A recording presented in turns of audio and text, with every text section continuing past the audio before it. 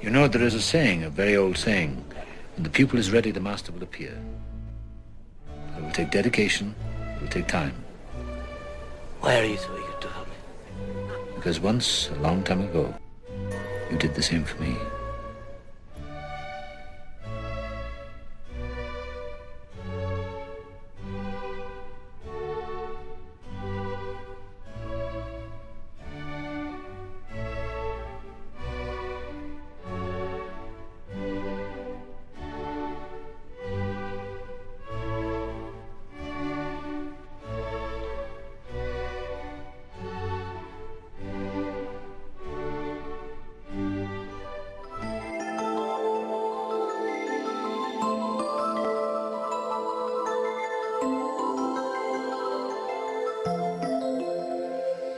There's a lot in this world that cannot be traditionally explained.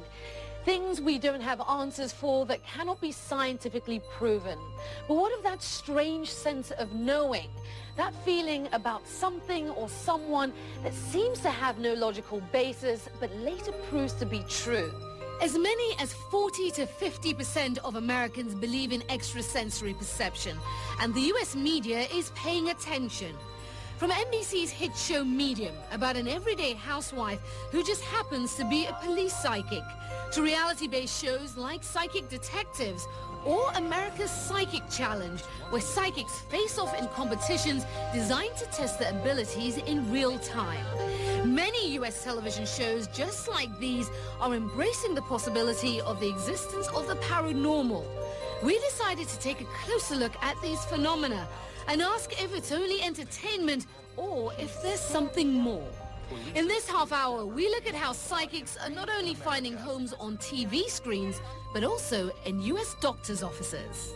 Taking us on this journey is CNN's Awa Damon. Psychics have been a part of society throughout the centuries, and the very word psychic, for many, conjures up a certain stereotypical image of a sideshow palm reader or a woman cloaked in darkness clutching a crystal ball, or the type of characters portrayed in supernatural films like Poltergeist. They're here. Call me now. Or even the now infamous Miss Cleo, the telephone psychic, who claimed to hail from Jamaica and promised to tell a person their future for a not-so-small price. It's psychic advice. It's these images that modern psychics, also called intuitives, are hoping to change. My name is Lisa Williams, and this is my life among the dead. You may know Lisa Williams from her show on Lifetime, and now broadcast in dozens of countries. Can I tell you that he didn't mean to leave you? And yes, you heard right. She just said she communicates with the dead. What you see is what you get, and I put it into terms that people can relate to. I'm not the airy-fairy psychic. I won't start talking about, oh, all this floaty stuff. I don't. I give it straight. How I work is I tend to hold on to a personal item, whatever it is that you tend to work with. And that will get me into the energy. So, and I will communicate with those who have passed over. My purpose, I believe, is here to help so many other people move into the whole spiritual revolution, to prepare people for their spiritual awakening, which I think we're all going to have, and I think many people have started that journey now. There's a gentleman around you. More out of curiosity, we asked her to demonstrate on me. In your life, but it's like a grandfather figure. Can you relate to that? Williams shot past me and to CNN producer Gina Samra. You have a personal item I can hold on to. Okay, we quickly switched places. There were some hits. Okay, he keeps referring that this happened very suddenly. Can you relate to this? It happened very, very suddenly. Do you have a son? Because he's also acknowledging your son as well. And he feels that he wasn't there for you when you most needed him. He keeps acknowledging this teddy bear that he wants to give to your daughter, okay? And some misses. Who's Cameron? Was it your birthday recently? No. Who's Jack? Okay. But there was one message in particular that truly hit home. He's showing me something that flutters around you. So flutters in the sense a butterfly or a bird, but he's showing me a fluttering. Do you understand that? Oh, I'm sorry.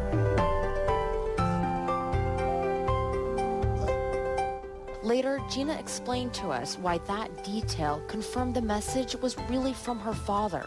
Coincidentally, our interview was conducted on the anniversary of his death. And on his birthday, I went to his grave. And the whole way there, I was hearing him look for the butterflies, and I got there, and there were all these butterflies around his grave.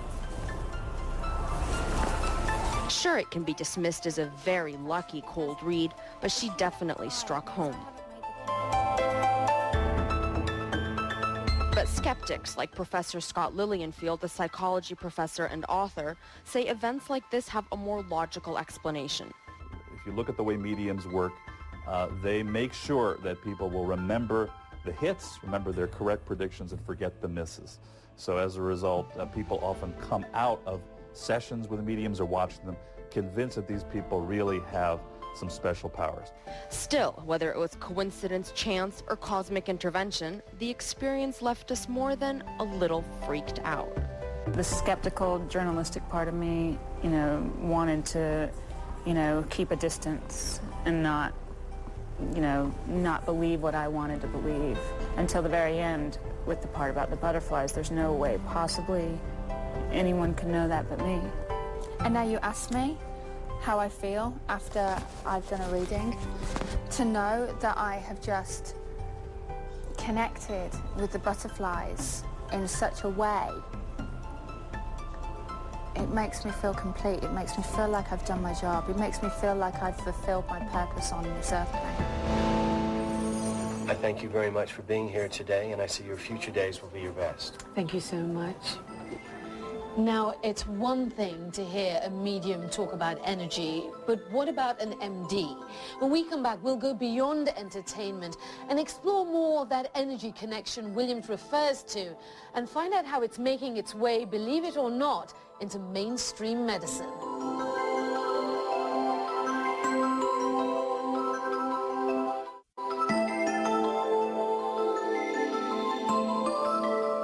Welcome back. Now, it's one thing to see psychics finding homes on people's TV sets, but what about doctors' offices? The mere mention of the word psychic makes many in the medical community uncharacteristically squeamish, but a select few within the profession are hoping to change that. Here again is CNN's Awa Damon.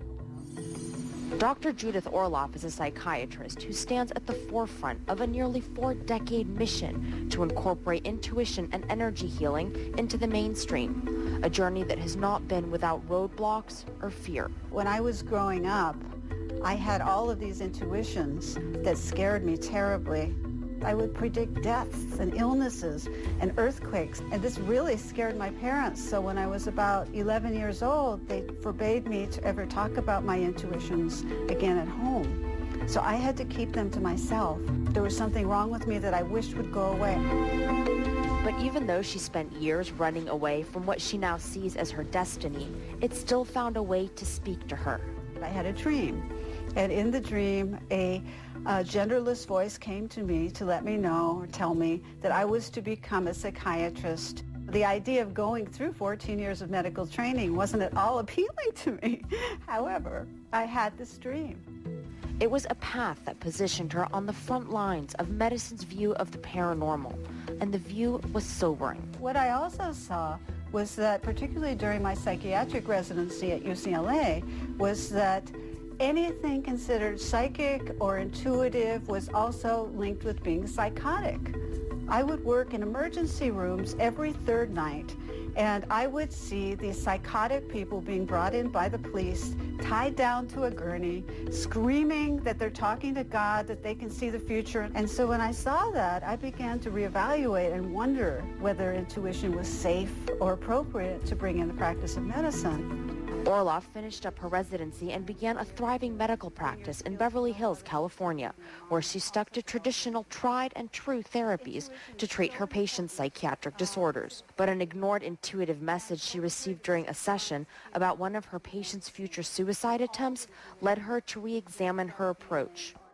It was then that Orloff decided she could no longer push her intuition aside, and that was the turning point. a point when she says she began to practice medicine in a different way. Certainly as a physician, I use my analytic mind all the time, and I love it. But in addition, I use my intuition, and I blend the two, and that's what I would love, and that's my mission in medicine, is to integrate that at the patient's bedside in every aspect of patient care. Paula Wagner has been a patient of Judith Orloff's for the past few years. She says she was looking for a way to ease the Hollywood pressure of directing and find balance in her hectic life. And she says the sessions have been invaluable. I'm a lot calmer, and I think I'm a lot more successful, you know, in terms of communicating and getting things done. The third chakra, which is the emotional chakra. Curious about the process, we asked Orloff to demonstrate on me to see if we could feel any of the sensations her patients and she herself had described. We asked her to walk us through what she does in an energy healing session. And the way energy healing works, when I do energy healing, I sit next to a patient and I close my eyes, I get very quiet and neutral inside, and I ask for a force larger than myself, I conceive of it as love, to come through me, to come through my body, as energy, to help this person that I'm working on. What are you sensing? Orloff says the healing is about the human connection, the exchange of energy, and the transmission of love. As for me, it wasn't necessarily love that I was feeling, but there was certainly something. It was kind of like when you're in biology class and you have that magnet and then all the little tiny shards of metal, and I felt like this whole motion just going like that towards your hands, and then sometimes I would feel like we were coming down, it was just a wave of something. That something is hard to describe. Something skeptics say is wishful thinking and merely the mind buying into the placebo effect of wanting to believe. There is no evidence whatsoever that humans possess invisible energy fields that can somehow be tapped or harnessed. There's no evidence that somehow the blockage of these energy fields, if they even did exist, somehow cause mental disturbances or physical problems. No. And my answer to them is, it's possible, but show it. But Orloff answers her critics by urging them to keep an open mind to possibility. She says the time is right for a shift in mindset in the healthcare industry. Orloff isn't alone in this belief. Perhaps one of the best known and well-respected doctors in America today is Dr. Mehmet Oz. Oz is a professor of cardiac surgery at Columbia University and a founder of the complementary medicine program at New York's Presbyterian Hospital. Dr. Oz predicts that the future of energy medicine has arrived. I think that energy and the use of energy in healing will be the biggest frontier in medicine over the next decade. And the reason for that is if you think about a cell and what defines life at the level of a cell, it's all about the energy on the inside and the outside being different. That's what defines life. Well, I understand if you put the cells together into an organ and aggregate the organs into a body, the body should have energy. But because we can't measure that in medicine, we've been hesitant to think about tapping into it. But Dr. Oz is tapping into that belief. In a small study of Reiki healing, Dr. Oz used energy healers known as Reiki masters in the operating theater on open heart patients. The result? Out of 11 patients treated with Reiki in Dr. Oz's operating room, not one experienced the usual post-operative depression. In the bypass patients, not one experienced post-operative pain or leg weakness. And in the transplant group, not a single one experienced organ rejection. When we come back, we take a trip to another world-renowned medical center that is embracing the trend of treating patients' mind, body, and soul. And we see how doctors there are embracing new trends in healing to try to end a child's chronic pain. And we delve into the science to try to find concrete answers to the question, is energy healing a provable practice or a trick of the willing mind?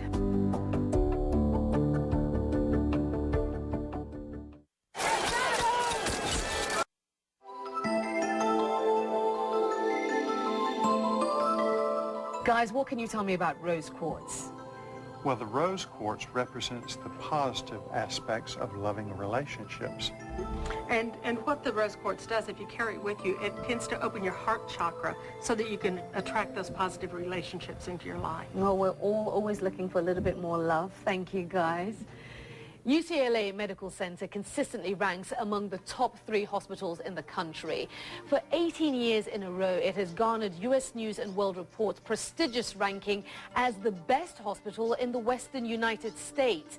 And it is here that many cutting-edge therapies are being implemented in patient care. The UCLA Pediatric Pain Clinic and director Dr. Lonnie Zetzler work with children who have chronic, debilitating pain. 4, 5, 6, 7, 8. Courtney Kernick is one of those children, a high-achieving 15-year-old diver with a bright future ahead of her and the hopes of one day competing in the Olympics. Courtney had all but seen that dream disappear as pain took over her life. What started as a simple stomach ache became months of debilitating abdominal pain and migraine headaches. The pain was so severe for Courtney that she had become unable to dive at a competitive level. And before, and when they said it, I wasn't really open to anything else alternatively, but my parents kind of told me that I should just give it a try, and I did. Take another huge deep breath. Helping to treat Courtney was Carolyn Coldridge, an energy healer who's on staff at the UCLA Pediatric Clinic. Her path to energy medicine, like Judith Orloff's, was far from direct. I've been a psychotherapist for 12 years. I went to Columbia, and as I was there studying, I was really into spirituality and different types of healing. And I would see a lot of energy. I would get messages from, their guides at times, and messages from their soul, basically. This is what I want to do to heal. And it was these abilities that led Carolyn to become a full-time energy healer. She says the time has come for energy medicine to take its rightful place as a complement to traditional care. People are looking for different answers. The traditional medicine can't keep up with all these different problems. We need to deal with the spirit in a person, and energy healing, Reiki, deals with the spirit.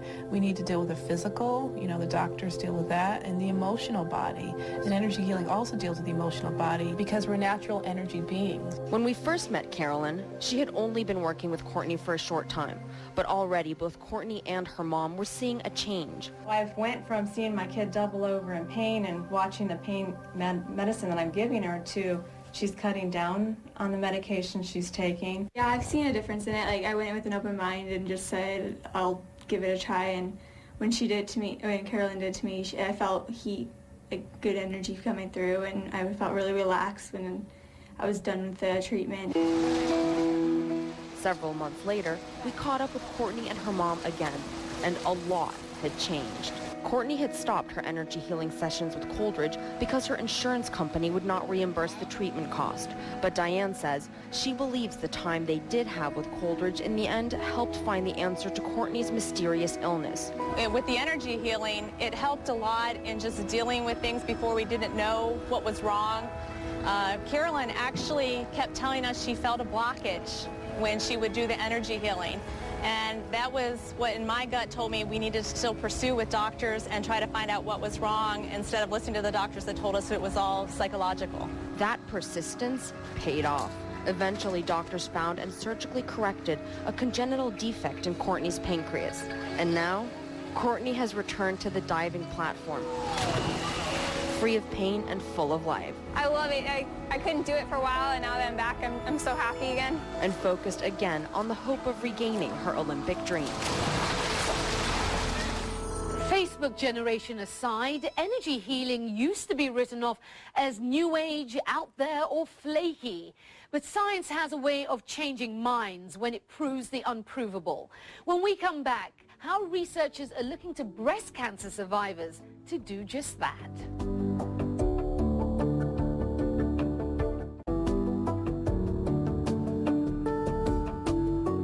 Welcome back. Proving the unprovable, is it possible? For many, the rub against alternative therapies has been that the science behind such approaches doesn't show any positive proof that they actually work other than the placebo effect. But a US-funded research team in San Diego is hoping to change that. Shamini Jain and her research team in San Diego are leading a clinical trial funded in part by the National Institute of Health. Her mission: to see if energy healing makes a measurable difference in fatigue levels of breast cancer survivors. The number one thing we want to know is, does this really help a woman with the fatigue that she's feeling? Does this help to increase her energy levels and make her feel less fatigued? Does it impact her mood? So we're actually looking at depression as well. We're looking at quality of life. We start at the feet. Her method meets the scientific criteria for measurement. And although the study is still ongoing, if her preliminary data is any indicator of the outcome, the findings are promising to those that say energy healing is real and not just imagination. The very interesting findings that we have right now, the women in the hands-on healing group have significantly reduced levels of depression compared to those in the mock healing group. They also have significantly reduced levels of fatigue compared to the mock healing group. But could it be the placebo effect? Chamonix says no. If it were just, what they call the placebo effect or the non-specific effect, then you would expect the two groups to be equal. You would expect that both of them would see reductions in depression and fatigue and, and all those things, but that's not what we're seeing right now. Linda is a breast cancer survivor and participated in the trial. At first, she was part of the control mock healing group, the group that wasn't receiving any energy healing at all. There, she says, she felt relaxation, but little more.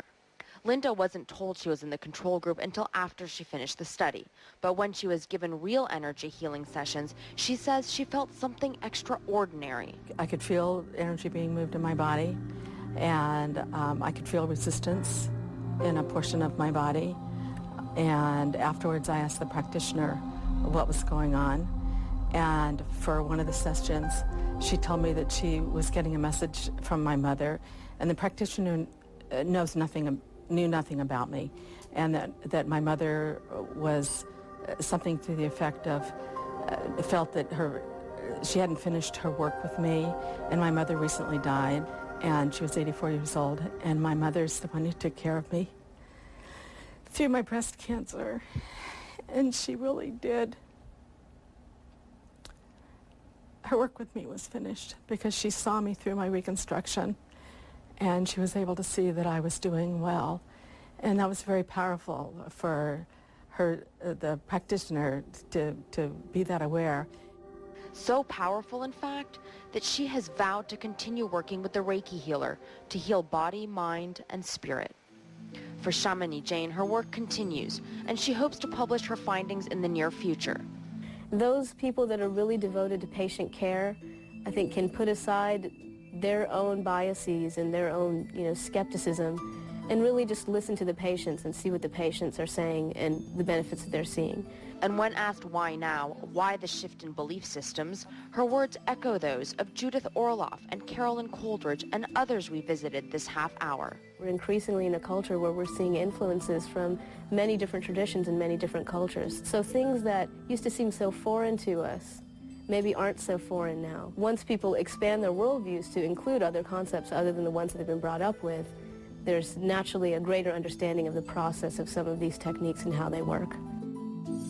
The jury may still be out in some corners of science and some fields of medicine over the concept of energy healing and other senses beyond those of taste, touch, sight, smell, and sound. But for intuitive healers and believers in complementary medicine, their hope is that people just like you and me will open their eyes and their minds ever so slightly to experience what is beyond that which can be seen. And for now, take on faith what cannot be measured. I'm Aisha Sasay. Thanks for taking this journey with us.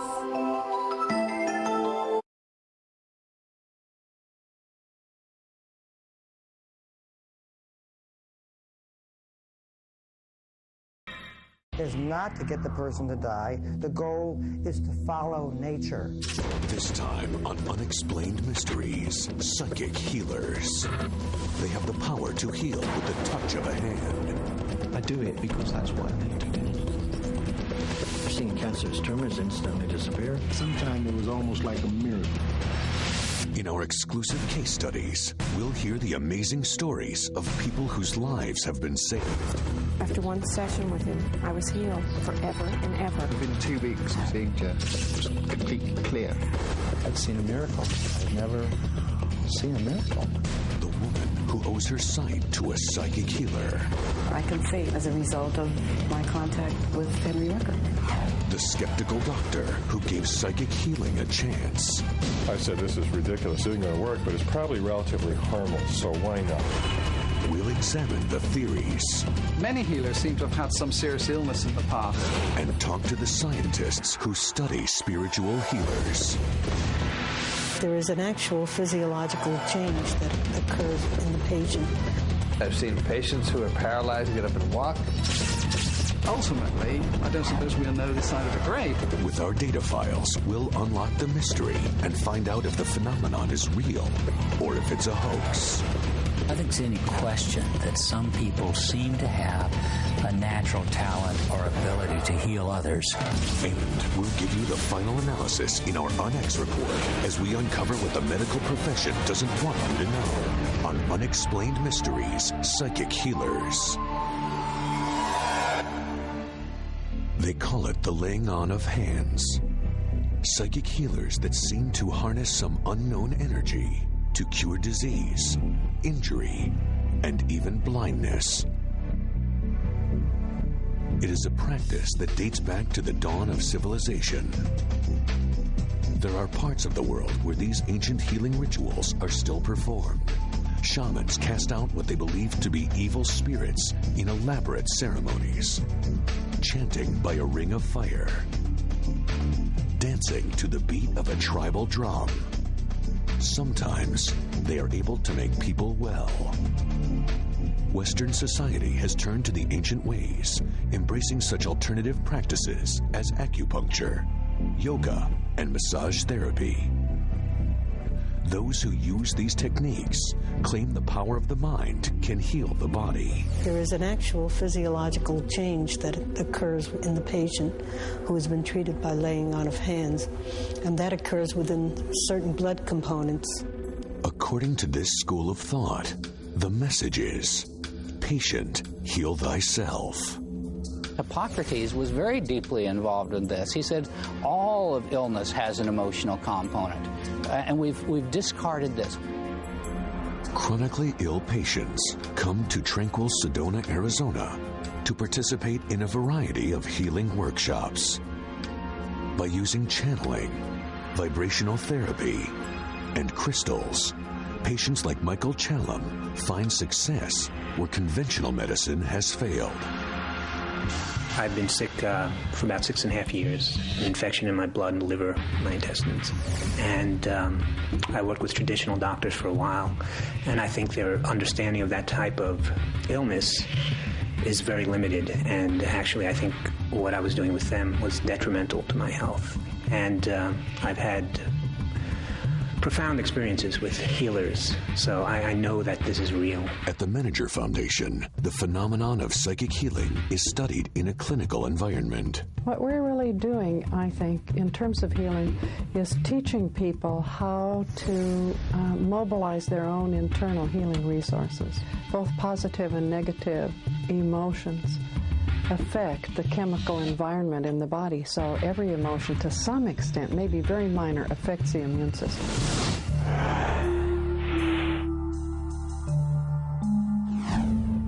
When a cure is beyond the ability of an individual, or even a doctor, there are psychic healers. People like Douglas Johnson. I don't even know what it is, but I've seen cancerous tumors instantly disappear. I've seen blind people practically instantly see. Dr. C. Norman Shealy has studied the phenomenon for more than 25 years. He now works with healers in his daily practice. The definition of a healer is really difficult to come by. And most healers will tell you that they don't heal. They are channels for healing energy. I start by, of course, asking for the help from Spirit, because I believe it all comes from the God Force, and that we open up to it and let that energy flow, and that whatever the problem is, that it is taken care of.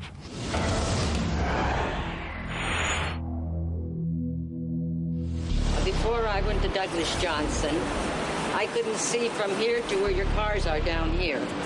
Now that's about 25 feet. But now, after Douglas Johnson and the healing, I can see all those buildings all the way back. Josephine Hauk was diagnosed with glaucoma. She suffered blinding headaches as her sight deteriorated. After one session with Douglas, she was cured. I said, Doctor, why The first time I came here, I says, you told me it was glaucoma. And he says, I don't know what happened. And he checked me out because he didn't believe in it. See, he couldn't find nothing.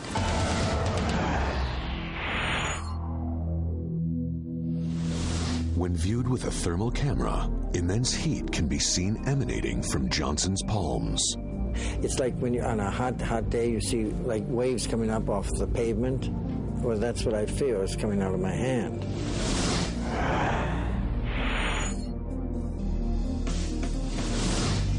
Jeff Boltwood of Glastonbury, England, demonstrates his healing touch. As he does, an aromatic oil emanates from his hands. The camera records this remarkable event in a single unedited shot. All of a sudden, from nowhere, from Jeff's stroking of my hand, was divine oil coming through.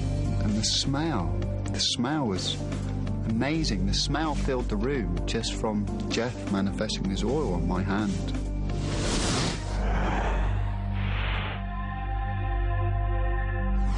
Colin Hyde's life almost ended one day while fixing the brakes on his car. The jack failed, and the car landed on his head, crushing his skull. Although he survived, he was left with paralysis, blurry vision, slurred speech, and a cerebral fluid, or CFS, leak. Colin's wife, Jenny, suggested that he see Jeff Boltwood. Within 2 weeks of seeing Jeff, I had no CSF leak. I had no CSF leak. It was completely clear. And I was, wow, something had happened. Something had happened. After a month of treatments, all of Colin's symptoms were gone. I noticed that he became very much more upright, and he was very much more fortified with life. The question of why I have certain gifts, it comes up a great deal. Philosophically, I often say to people there's no such thing as why. I don't ever question it in that way. I do it because that's what I'm here to do.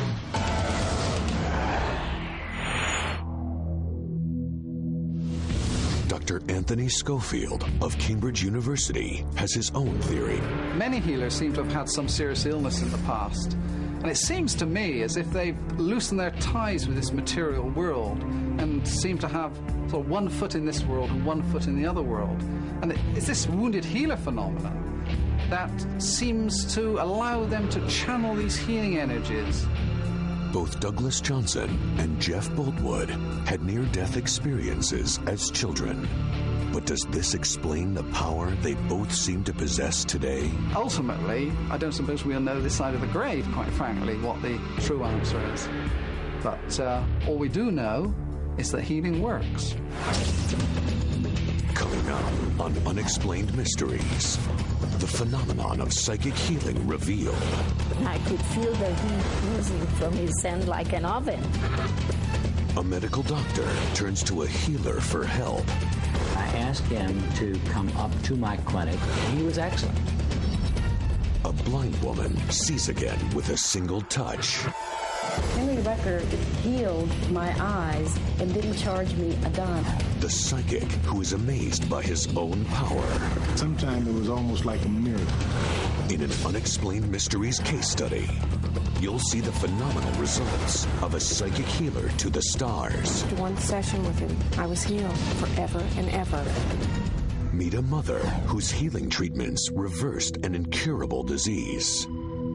And I had my dress all picked out for what I was to be buried in. She's back and she's doing more than she ever did before. Words cannot express the feeling that one has when this happens. How does it work? I don't have any idea. Does it work? It does. And we'll give you the ultimate account with our Unex report. Stay tuned for more on Unexplained Mysteries. Unexplained Mysteries, Psychic Healers.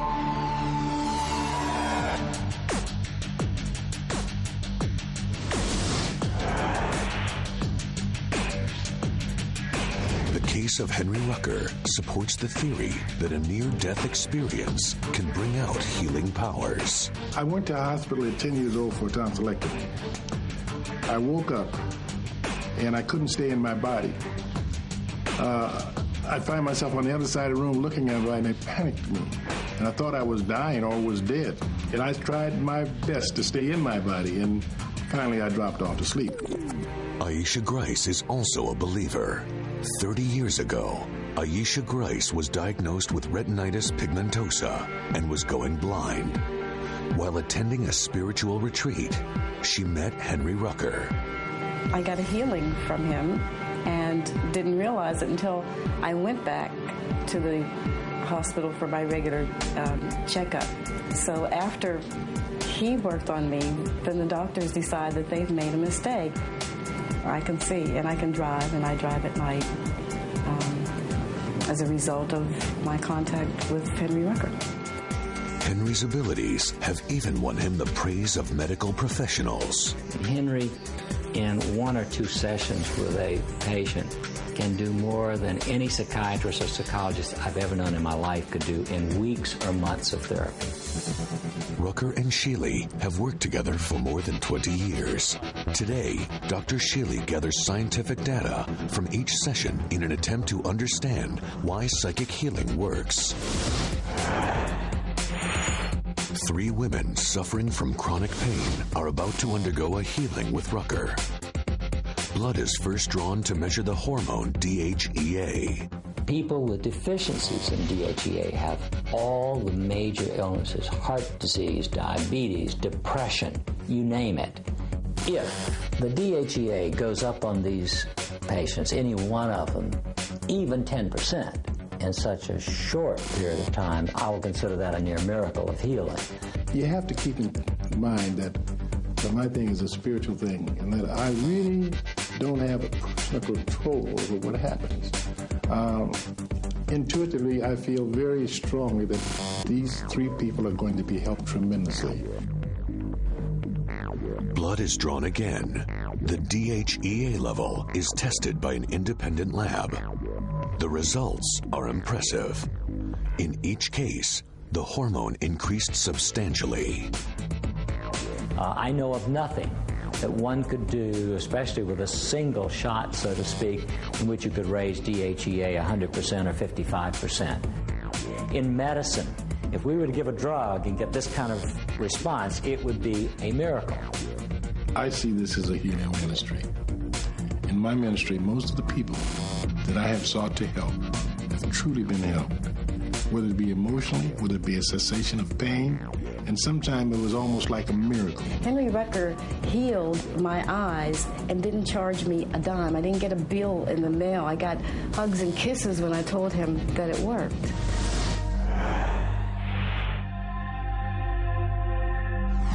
This friend of mine took me to lunch and sat me down and said, "There's no reason why you should be in this pain. Dean Kraft will heal you. He's real." Dean Kraft was a struggling musician when he discovered his healing powers. I believe that medical doctors are meant to diagnose. I believe very much in medical science. And basically, I work on most of the cases after the doctors have given up. His results have been so dramatic that his clients include members of the medical establishment. I've seen patients who are paralyzed get up and walk. I've seen people who have cancer no longer have cancer. I've been watching this happening for 12 years. Kraft's talent has been studied by dozens of respected institutions. In one study, he lowered the blood pressure of rats. In another, he destroyed cancer cells in a research lab. And Howard University documented a 40% success rate with his patients. But even he doesn't fully understand why he can heal. We know that it can affect things, but we haven't been able yet to determine what is this energy. You know, energy is a very loose word. I don't even like the word energy. You know, it's a very loose word that's used.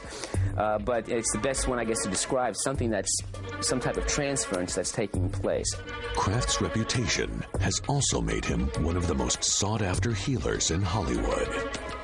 I I had very bad sciatica for about a year and a half. I was seeing a chiropractor constantly, and that would alleviate the pain for about an hour, and then it would just slowly come back during the day. And I was basically in tears most of the time, and my quality of life was nil. Then I went to see Dean, and I remember thinking, well, is this going to work?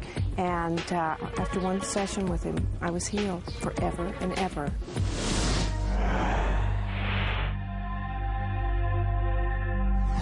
It was my birthday. I was 43 years old, and they told me I had Lou Gehrig's disease. Well, they actually said amyotrophic lateral sclerosis, and I still wasn't real sure what that was. Lou Gehrig's disease, or ALS, is a neuromuscular disease that eventually results in paralysis and death. Once diagnosed, there is nothing doctors can do for a patient. She just kept getting progressively worse, and I guess from the time she was diagnosed until she was basically an invalid was only about 6 months or something. Nelda lost the ability to move her arms and legs. Confined to a wheelchair, she prepared for the worst. I gave away most of my good clothing that I had, and I had my dress all picked out for what I was to be buried in. Then, a friend told her about Dean Kraft. And it was just such a relief to talk to him. I said that the doctors say there's no hope, and he said, that's not always true. Dean worked with Nelda for 3 months with no improvement. Then, something happened. In May, Glenn was showering me and I could move my toe, and that was so exciting. Slowly, Nelda's recovery continued. Movement returned to her hands, then her back, and finally her arms and legs. Kraft continued his treatments as Nelda began her own regimen of physical therapy. Within a year, her recovery was complete. It's wonderful to see her and her family being together and enjoying life together. Words cannot express the feeling that one has when this happens. Okay. How's that? Everything has changed. She's back and she's doing more than she ever did before. I mean, it's great to have a mother. It really is. Coming up, inside the mind of a coma victim, the woman who lived through the nightmare. I went through this tunnel, just sucked right through it. I was in limbo. I was trapped. The wife faced with a life or death dilemma. The doctors told me that I needed to start thinking about making a decision to either end his life or not. The man with the ability to reach into the dark recesses. My discovery was that there's a way of doing that energetically. We'll bring you the scientific case study of a psychic who put her healing powers to the test. If I hadn't have been successful in there, I wouldn't have done it anymore. And finally, we'll explore the ultimate truth about healers in our On-X report, coming up on Unexplained Mysteries. The laying on of hands to cure their patients. Some delve into the minds of the sick and guide them toward health.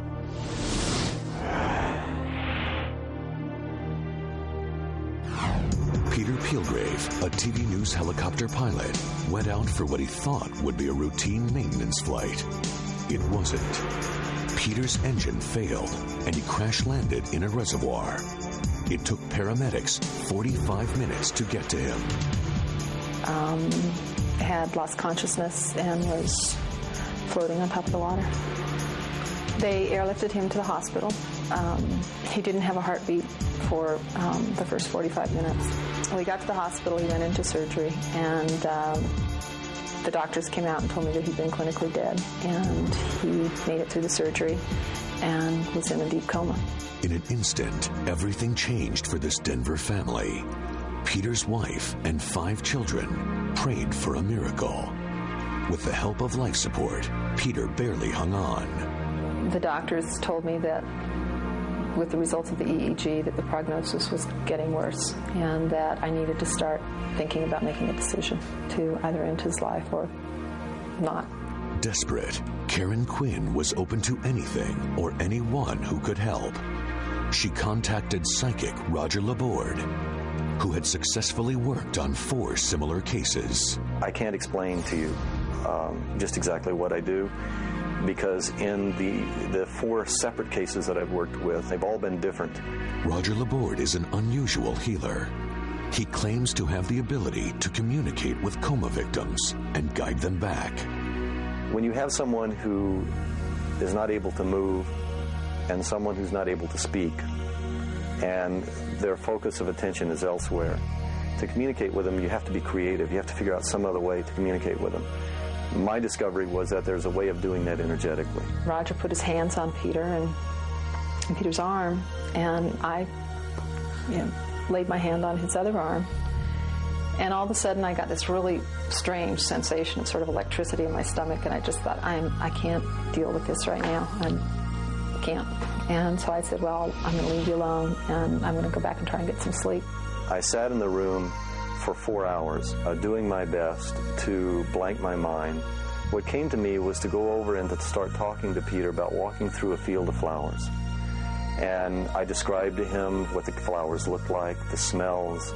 I described the surroundings, and then I said to him, I said, you know, Peter, when you're walking through a field of flowers, you have to move your feet. And that's when he began to move his feet under the sheet. This small sign was just what Karen needed to believe that all hope was not lost. The doctor came in that night and asked me if I'd made a decision. And I said, well, Peter's made a decision, and I think he's coming back.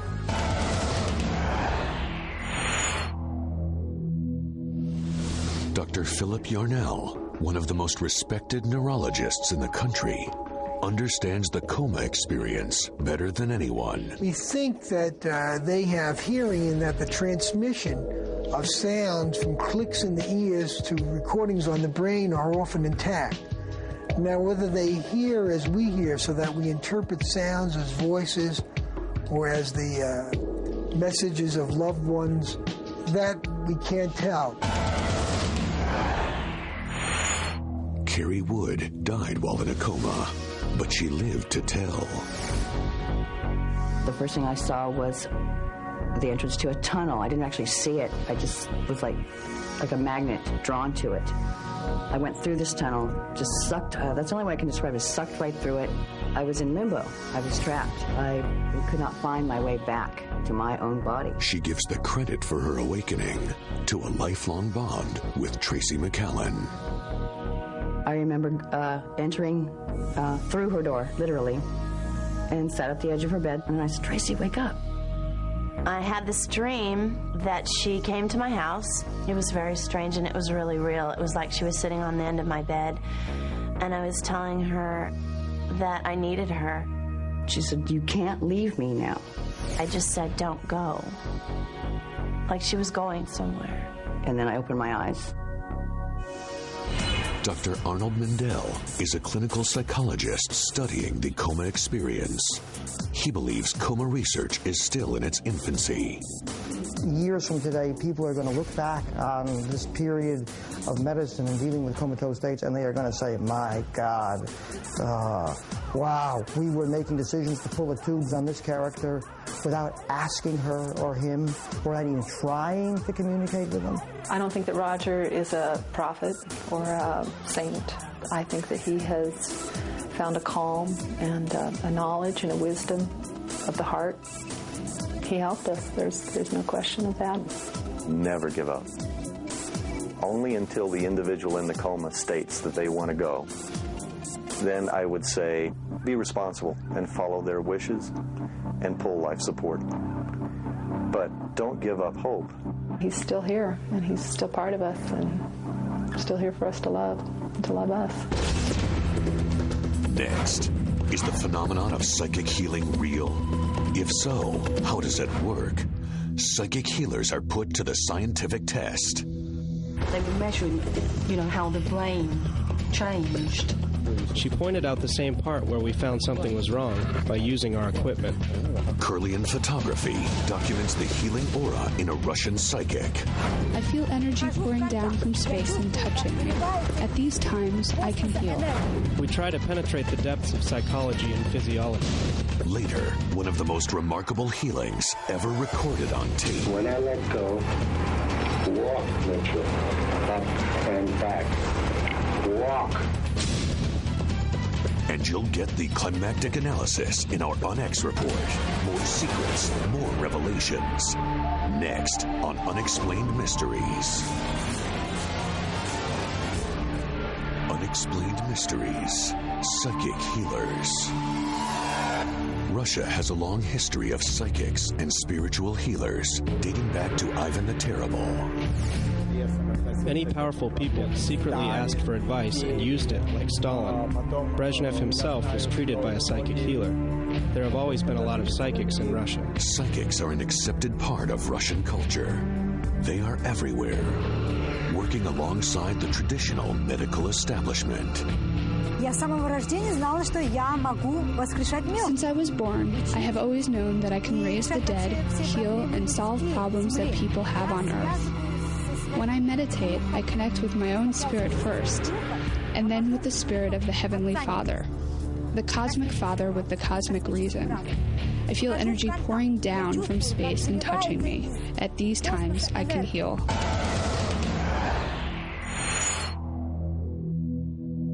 Russian psychics, like their Western counterparts, believe that their power emanates from their hands. Developed by Russian scientists, Kirlian photography measures bioenergetic fields. A picture is taken of Mazia Solomonaya's finger before a psychic healing. Next, the patient undergoes a series of tests to measure chemical changes in her body. With a trained technician recording the event, Mazia goes to work. My grandmother possessed a healing gift as well as a gift for black and white magic. My abilities came to me through the genes.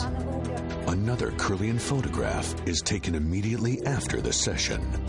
The before and after pictures show a remarkable increase in her bioenergetic field. I felt so happy. I even had tears in my eyes, but it was from happiness. I felt extremely light. I wanted to fly away. The patient undergoes another series of tests. The results are dramatic. All organs are returning to normal. It seems that they are in balance, and she has entered the corridor of health. Since Imperial Russia, we have looked for a material source of paranormal phenomena. In the West, only the psychological part has been developed, while we try to penetrate the depths of psychology and physiology.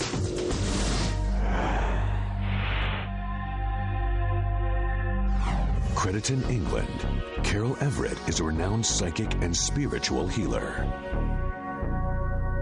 When I first started having experiences that I now realise now were unusual, I was about 7.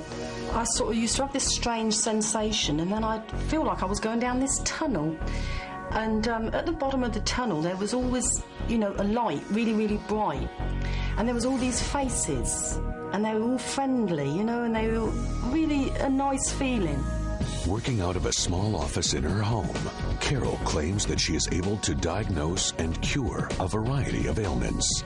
Her greatest success has been healing tumors and cysts. I don't think I'll bother with this side, with the right-hand side. I did that last time, didn't I? Yes. Yeah, well, I think I'll go with this side, all right? And see what, see if anything comes up different there. Carol is an empath, a person able to feel and absorb the pain of others. In fact, I was getting a little bit worried about it at one time, because I thought I might decombust one day, taking on all these, conditions. Sometimes it's like as if they say, it's going now. And I think, yeah, and I know where it's going. To better understand her power, Carol agreed to participate in a study at the Tokyo Denkei University. Professor Yoshio Machi oversees the experiment. First, she said she would know what was wrong with the patient at a glance. We wanted to know if she could treat the patient, and she said, okay. They put this, what looked like a hairnet on my head, and wired it all up. They had all these loads and loads of machines with my brain, picture of my brain on the screen. They were measuring, how the brain changed.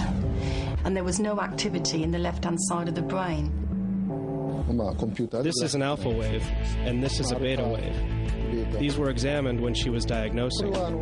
At this moment, Carol's right brain became very active. She knew what was wrong instantly.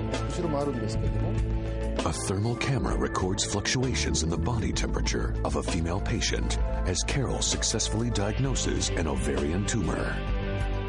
She pointed out the same part where we found something was wrong by using our equipment. What happened next surprised Dr. Marchi and his staff. With a team of scientists watching, Carol reduced the size of the tumor in less than 8 minutes. To have it scientifically tested and see exactly all the things that you felt and the way that you change yourself, really, I felt quite, pleased with it. And not only that, if I hadn't have been successful in there, I wouldn't have done it anymore anyway. Next on Unexplained Mysteries, a devastating car accident changes a young man's life. It never even occurred to me that he would be able to walk or use those legs again. You'll hear from a frantic mother willing to do anything to save her son. I was very skeptical, but I was desperate at that point. The doctor who had to put his skepticism aside. I said, this is ridiculous. It isn't going to work, but it's probably relatively harmless, so why not? You'll witness his shocking recovery with your own eyes. Now I'm going to let go. Walk. Walk, Mitchell. When I first saw him take his first steps, I passed out. And finally, we'll put all the evidence together in our UNX report on Unexplained Mysteries.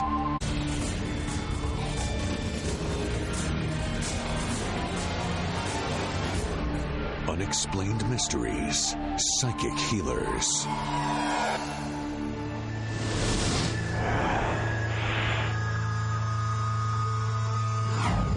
A car accident on a deserted stretch of Alabama highway. The driver, 20-year-old Mitchell May. When the paramedics got there, they thought that I was dead, and it took them about 45 minutes to cut me out of the car. From what I've been told, I had about 40 fractures, and I had a couple of inches of bone actually ripped out of my leg. I had the nerves completely severed. It really looked to me like a pride of lions had been chewing on his legs, and they said, we've had enough. And I didn't have any doubts. I just said, amputate if you need to. I mean, it never even occurred to me that he would be able to walk or use those legs again. Just barely hanging on to life, Mitchell was flown back home to Los Angeles. His family checked him into UCLA Medical Center. Most of the skin from just below the knee down to the ankle was gone. And there was just bare bone hanging out with no muscle or skin over it. And it was incredibly painful. And the only way I knew to get rid of his pain was to amputate his leg. He's saying to me, Mitchell, you are not going to walk on your legs again. That's just how it's going to be. And inside of me, a voice is saying, well, we'll see. We'll see. While it seemed to be his only hope, Mitchell would not let doctors amputate. He held on through bone infections, kidney and liver damage, and reactions from the heavy pain medication he was taking. But Mitchell wouldn't give up. I never said go ahead and amputate, but I got this close to it. And it was because I was scared. I was scared of having to live with that pain the rest of my life. I knew I couldn't. In a final attempt to bring relief to her son, Lorraine May contacted hypnotist and psychic healer Jack Gray. I was very skeptical, but I was desperate at that point. I said, this is ridiculous. It isn't going to work, but it's probably relatively harmless, so why not?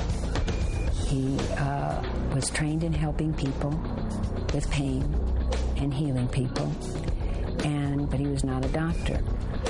I had already, and Mitchell doesn't even know this until now, I had already scheduled his surgery to amputate his leg. I expected some guy in a purple cape to come, strolling in with a magic wand or something. And he came in the room, a totally ordinary looking man.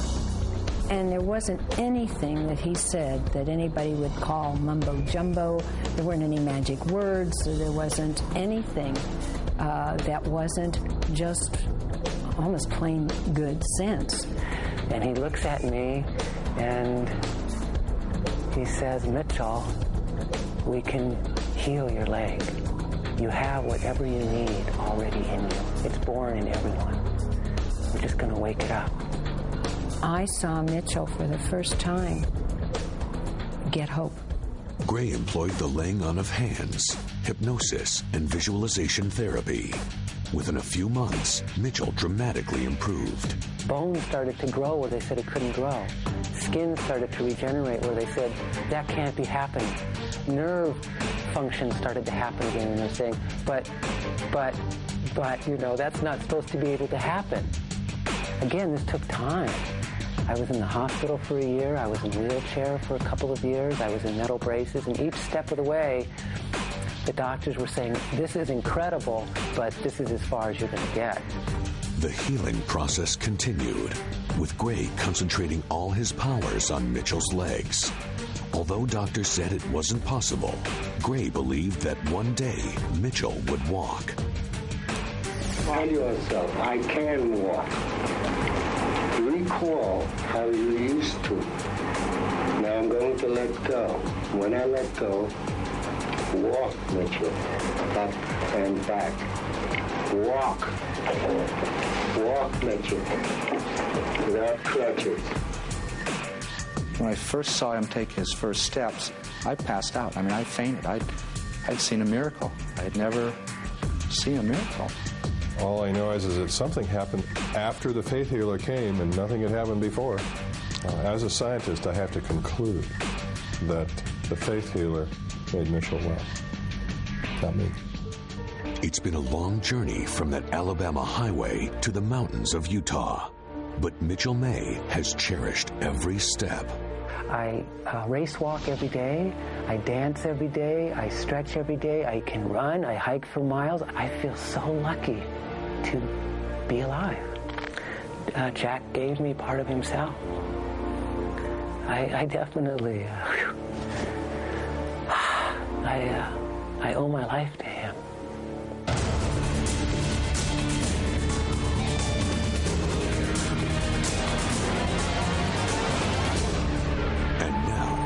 Unex report. Do psychics really have the ability to heal the sick and mend the wounded? Do they channel some universal life force through their bodies? Or is it just the power of positive thinking that brings about these remarkable recoveries? Even the healers don't fully understand their own powers. I believe it all comes from the God force. But my thing is a spiritual thing, and that I really don't have a personal control over what happens. It's not a planned process. Once I start laying on of hands, it's sort of my hands go to areas and I sort of follow them. Experts have been able to study the phenomenon in controlled settings and have come up with some startling conclusions. He has an ability to adjust people's energy fields. In medicine, if we were to give a drug and get this kind of response, it would be a miracle. The results have been so astounding that medical professionals are now using healers alongside traditional treatments. As a scientist, I have to conclude that the faith healer made Mitchell well, not me. And that's a scientific observation from me as a pure skeptical scientist. Aristotle agreed with this. Darwin agreed with it. How does it work? I don't have any idea. Does it work? It does. But even with the evidence, most people don't use a psychic healer until all other treatments have failed. They were going to pull life support and let them die, and it was the neurologist's opinion that there was no hope. Basically, I work on most of the cases after the doctors have given up. I said that the doctors say there's no hope, and he said, well, that's not always true. In the end, the most compelling argument comes from those who have been touched and healed. This friend of mine said, there's no reason why you should be in this pain. Dean Kraft will heal you. He's real. He looks at me and he says, Mitchell, we can heal your leg. You have whatever you need already in you. It's born in everyone. We're just going to wake it up. Even with all the evidence, all the success stories, and all the research, no one is sure how psychic healing works. So for now, it remains an unexplained mystery.